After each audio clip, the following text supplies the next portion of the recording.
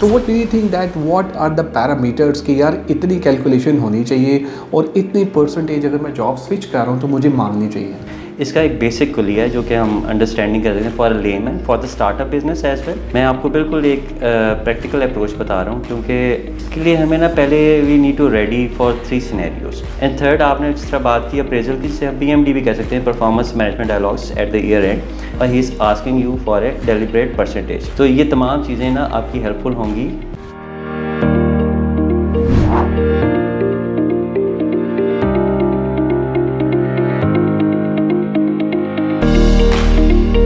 आउज़ बिल्लाहि मिनश शैतानिर्रजीम, बिस्मिल्लाहिर्रहमानिर्रहीम, अल्लाहुम्मा सल्लि व सल्लिम अला सय्यिदिना मुहम्मदिन व आलिहि बिक़द्रि हुस्निही व जमालिही व नूरिही व कमालिही। अस्सलाम वालेकुम दोस्तों, हसन रज़ा आज एक दफ़ा फिर आपकी खिदमत में हाजिर है। दोस्तों, अब तक की अप्रिसिएशन और अब तक की कोऑपरेशन का बहुत बहुत शुक्रिया। दोस्तों, आपका फीडबैक आया था कि सैलरी नेगोशिएशन पे एक एपिसोड रखी जाए कि किस तरह से हम अपनी सैलरी को नेगोशिएट करें। भाई हम जाएं तो हम जाकर क्या बताएं कि हमें कितनी सैलरी चाहिए। पर्टिकुलरली अगर हम बात करें फ्रेश ग्रेजुएट्स की, तो उनकी तरफ से एक फीडबैक था कि जी हमें ये बताया जाए कि जब हमसे HR वाले या फिर जो भी HOD होता है वो इंटरव्यू में पूछता है कि what is your current salary expectation, या जो भी सैलरी से रिलेटेड क्वेश्चन हैं उसका हम क्या जवाब दें। दोस्तों, इस इम्पॉर्टेंट टॉपिक पे बात करने के लिए हमने दावत दी है one of the season HR professional of Pakistan. Ladies and gentleman, मैं पर्सनल लेवल पे भी इनका फ़ैन हूँ। इनकी बड़ी कंट्रीब्यूशन है। रिटेल की बात करें तो इन्होंने बहुत ज़्यादा जो है वो एफर्ट की है HR में। इनके बड़े स्टूडेंट्स भी हैं जो कि ऑल ओवर द पाकिस्तान काम भी कर रहे हैं। इनके काफ़ी सबऑर्डिनेट हैं, बड़ी कंट्रीब्यूशन है। तो लेडीज़ एंड जेंटलमैन, इनका नाम है Bilal Alam Khan. Bilal Alam Khan is currently working as a head of HR at blue group of companies. आइए मिलते हैं बिलाल आलम खान साहब से और जानते हैं उनका expert opinion about this topic. Thank you very much Bilal for joining us today. I am super excited कि आज आप हमारे साथ हैं। वालेकुम अस्सलाम। एक्साइटेड इसलिए हूँ, एक तो काफ़ी फॉलोअप्स के बाद आपके पास टाइम निकल ही आया और इंशाल्लाह ताला अभी हम आज इकट्ठे हैं और बड़ी इंपॉर्टेंट टॉपिक पे बात करेंगे। बिलाल, सैलरी नेगोशिएशन पे तो हम ज़रूर बात करेंगे, but I would like to know about your journey. I mean you are amazing. बड़े बड़े इदारों के साथ काम किया, सर्विस शूज़ और अर्बन सोल और बाकी लोगों के साथ, मतलब बड़े इदारों के साथ आपने काम किया, जहाँ गए वहाँ टीम बनाते रहे। तो पहले ये बताइएगा कि HR में आना जो था वो बाय चांस है या बाय चॉइस था? नहीं जी, HR में आना वॉज बाय चॉइस। मेरा जब कैरियर स्टार्ट हो रहा था तो initially I was offered an internship in Nestle. Sarmad Salim साहब was the CFO at that time. लेकिन जब मैं सेल्स में गया तो आई रियलाइज़ कि सेल्स की इंटर्नशिप ना, क्योंकि आपको लास्ट सेमेस्टर्स में डिफरेंट आपको इंटर्नशिप्स करनी होती हैं। सो फिर वहाँ पे मैंने रियलाइज़ किया कि जो HR का जो सब्जेक्ट मैंने चूज़ किया हुआ है ना, that is the subject that I need to go for. और उसके बाद आई स्टार्टेड विद WWF, फिर डॉक्टर आरिफ नज़ीर भट्ट हैं STSP में, एलम्स में, उनके साथ रिसर्च में रहा। Then as you said Service for 8 years and then other companies Urban Sole, Warda and BGC IGC consortium right now. Wonderful, amazing experience. अच्छा बिलाल, सैलरी नेगोशिएशन पे हम ज़रा बात करते हैं, जो हमारा टॉपिक है। यार ये बड़ा मुश्किल होता है कि किसी भी कैंडिडेट को ये बताना कि सैलरी मेरी कितनी है या मेरी एक्सपेक्टेशन क्या है। आप पहले ये बताइए कि इंटरव्यू में क्या ये सवाल पूछना इंटरव्यूअर का जायज़ है? It is very important right now. Nowadays, in my 17 years of career journey, I've come across many candidates. हाँ, 99% बड़े फेयर एंड ट्रांसपेरेंट होते हैं, लेकिन sometimes there is a possibility जहाँ के ऊपर आपके रेफरेंस चेक्स मैच ना करते हों। तो रेफरेंस चेक्स बहुत इंपॉर्टेंट होते हैं। वहाँ पे salary as per the competency, क्योंकि आपके ना टैलेंट पूल्स होते हैं ऑर्गेनाइजेशंस में। अगर आप SAP की भी इम्प्लीमेंटेशन की बात करें तो लीडरशिप से लेके मिडल मैनेजमेंट और एग्जेक्टिव रोल्स तक, वहाँ पे आपने ये चीज़ ज़रूर मैनेज करनी है कि आपके मर्सर सैलरी सर्विस कंपनसेशन के परसेंटाइल्स के हिसाब से आपने किन बजट्स में रहना। मैं एम्प्लॉयर साइड की बात कर रहा हूँ, लेकिन जब हम बात करेंगे एम्प्लॉय साइड पे तो कैंडिडेट के लिए क्या इंपॉर्टेंट है वो हम नेक्स्ट में डिस्कस कर लेते हैं। लेकिन हमारे लिए ज़रूरी है कि वी शुड नो कि वो किस कॉम्पिटेंसी का है, उसका क्या बैकग्राउंड है एजुकेशनल, और उसका जो जॉब स्कोप रहा है जॉब साइजिंग के हिसाब से जो ऑर्गेनाइजेशन करती है। तो उसमें पूछना बेहतर है मेरे ख्याल से। बिल्कुल सही, बिल्कुल सही। अच्छा, ज़रा हम कैंडिडेट के पर्सपेक्टिव से बात कर लेते हैं। People are really confused. वो कहते हैं यार कि मेरी करंट सैलरी लेट्स सपोज 50,000 रुपये है, मैं कितनी मांगूँ इनसे, क्योंकि उनको आइडिया नहीं होता, सैलरी रेंजेस का पता नहीं होता कि क्या है। तो what do you think that what are the parameters कि यार इतनी कैलकुलेशन होनी चाहिए और इतनी परसेंटेज अगर मैं जॉब स्विच कर रहा हूँ तो मुझे मांगनी चाहिए? अच्छा, फर्स्ट ऑफ ऑल जब तक आप सैलरी की बात करें ना कि नेगोशिएट कैसे करें, तो these are all the fears that you have in your mind. मैं कितने परसेंटेज मांगूंगा और कितनी परसेंटेज एक्सेप्टेबल होगी। इसका एक बेसिक कुलिया है जो कि हम अंडरस्टैंडिंग कर देते हैं for a layman, for the startup business as well, जहाँ पे कैंडिडेट्स अप्लाई करें, या फॉर द मैच्योर एमएनसीज और large national organisations in the country. So वहाँ पे जी आप 10 to 15% का मार्जिन ज़रूर जहन में रखें। मैं आपको बिल्कुल एक प्रैक्टिकल अप्रोच बता रहा हूँ, क्योंकि ड्यूरिंग द ईयर इंक्रीमेंट्स भी आप देख रहे हैं for the last 5 years in the company, या पाकिस्तान को ओवरऑल देख रहे हैं, जो इकॉनमी जा रही है, जो ट्रेंड जा रहा है, तो उसमें 10 to 15% is very very acceptable, where you can pitch your salary and you have better chance of getting acceptable in the organisation as a new entrant. बिल्कुल सही, बिल्कुल सही। अच्छा, ज़रा नेगोशिएशन स्किल्स का ज़रा थोड़ा सा हमें बता दें कि कौन से ऐसी टिप्स हैं जो कि हम करें वहाँ पे इंटरव्यू के दौरान, या फिर परफॉर्मेंस अप्रेजल हो रहा हो, जैसे भी हो रहा हो, किस तरह से सैलरी नेगोशिएट की जाए? कोई 3-4 जो टिप्स आप बताना चाहें। अच्छा, इसके लिए हमें ना पहले we need to ready for 3 scenarios. Negotiate कहाँ पे करेंगे, कहाँ अप्रोप्रिएट है। फर्स्ट, आपके पास एक तो ऑफ़र होनी चाहिए।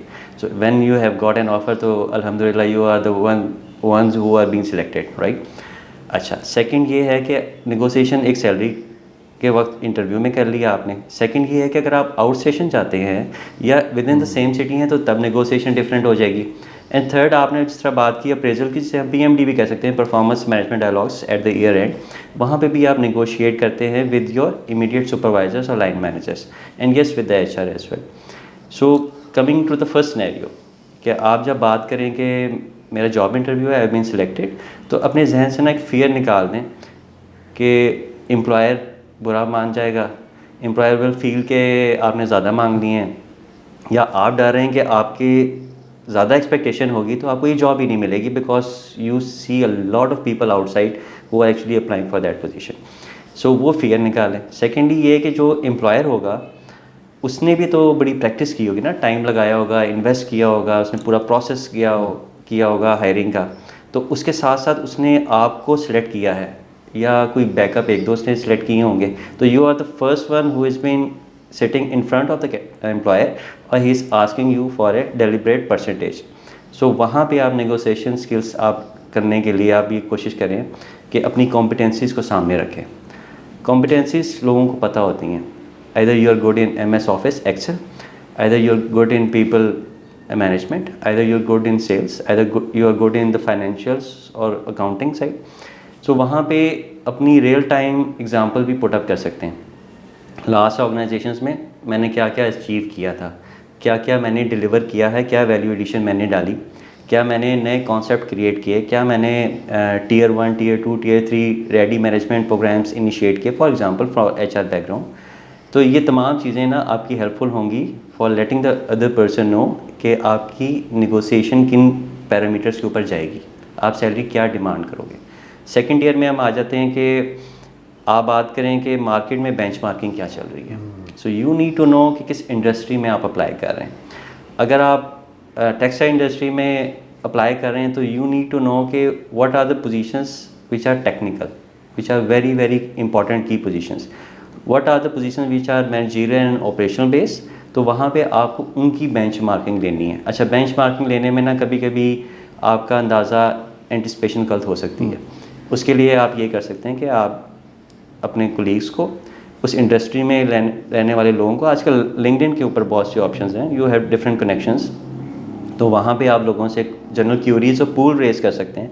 अगर आपके कोई हेड हंटर्स या रिक्रूटर्स आपके जानने वाले हैं, आप उनसे रिक्वेस्ट कर सकते हैं कि इस इंडस्ट्री में इन पोजीशंस की क्या प्राइसिंग चल रही है, तो उस पर आप 10-15% प्लस माइनस की अगर आप पिच करेंगे तो मेरे ख्याल say that would be suitable. बिल्कुल सही।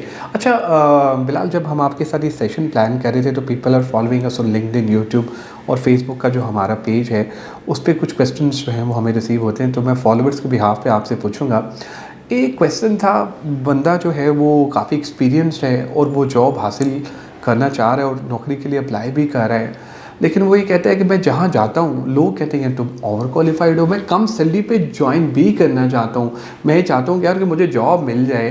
तो बिलाल साहब से ये पूछे, क्योंकि बिलाल साहब एक सीजन नेचर प्रोफेशनल हैं, उनका कहना ये है कि जो मेरा एक्सपीरियंस बढ़ रहा है, मेरी एक्सपोजर बढ़ रहा है, लेकिन मेरी जो मार्केट में जो जगह है वो कम हो रही है और सैलरी भी कम हो रही है। ऐसा सिनेरियो क्यों है?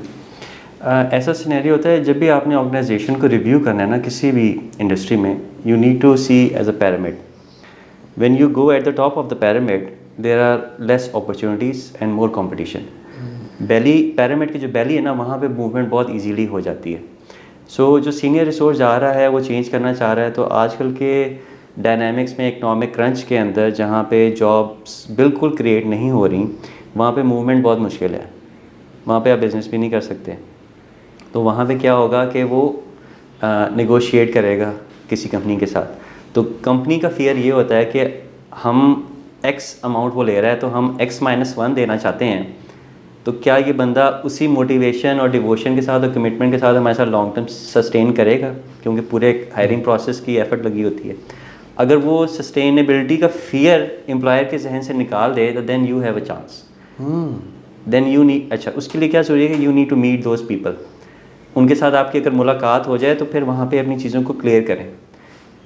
अपने एम्बिशंस आप हाई रखेंगे, सैलरी कम लेंगे तो डीमोटिवेशन रहेगी और उसी वजह से आप नेगोशिएट भी नहीं कर सकेंगे।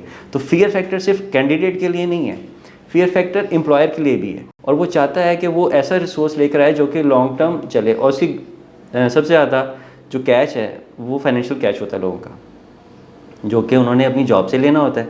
तो वो एम्प्लॉयर बॉस समझता है इस चीज़ को कि फाइनेंशियली अगर मेरा कैंडिडेट ठीक रहेगा, उसकी फैमिली सपोर्ट उसको मिलती रहेगी मेरी कंपनी के थ्रू, तो वो सस्टेन करेगा।